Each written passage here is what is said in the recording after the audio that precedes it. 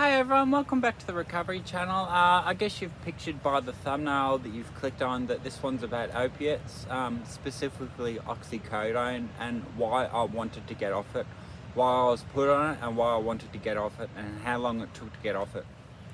So I was put on it because of migraines post-stroke, and they said because I had a dissection which is quite similar to an aneurysm.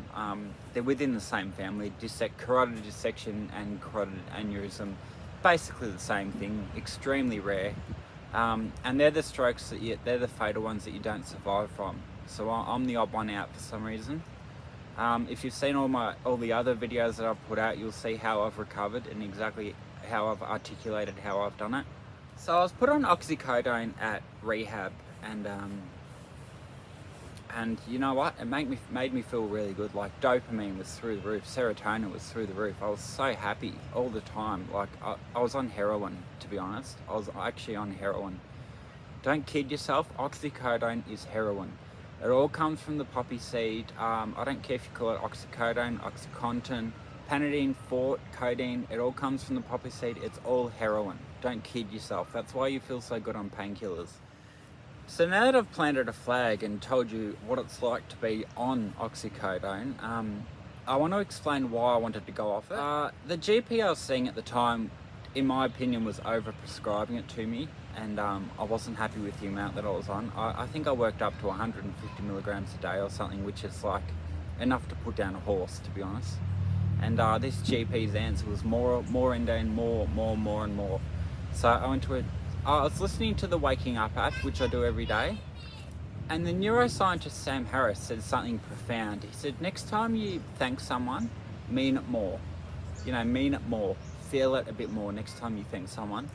And to be honest, the oxycodone was preventing me from doing that. I sat on the edge of my bed and I thought, what am I doing at the moment to completely screw up my life? And I knew oxycodone was a big problem.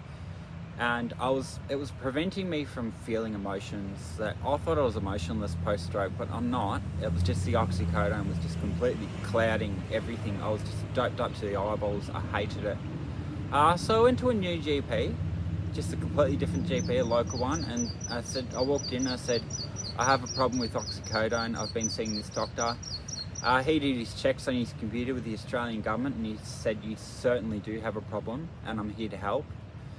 So that was about 2 years ago, and he tapered me off over the period of 2 years down to nothing. And I've been clean for over 3 or 4 months now, and I've never felt better, to be honest. Getting off oxycodone was the best decision I ever made. It's just heroin, to be honest. I hate it. It's good for short-term pain relief, prescribed by one GP. Don't go to another doctor for whatever reason to get more. If you do, you're kidding yourself. So I don't like opiates, but they do have a place. I'm not hating on them too much because they have a place for short-term pain relief post-surgery. They're not a migraine control drug, which I was using it for. This GP seemed to think that endone was the answer for everything. This GP was about 90 and still practicing every day. And he was old school. He just said endone fixes everything. He goes, I give everyone endone. They don't come back, or he goes, they come back and get more and they're always happy. So I wanted to remove myself from that doctor, which I did. I went to a different one, as I said, and said I have a problem. And he really helped me get off it. He tapered me down from that day on, and it took about 2 years to taper down to nothing, but it was well worth it. And I'm thinking so much more clearly. I can feel my emotions now. And next time I thank someone, I can mean it more now, more importantly. Thanks, guys.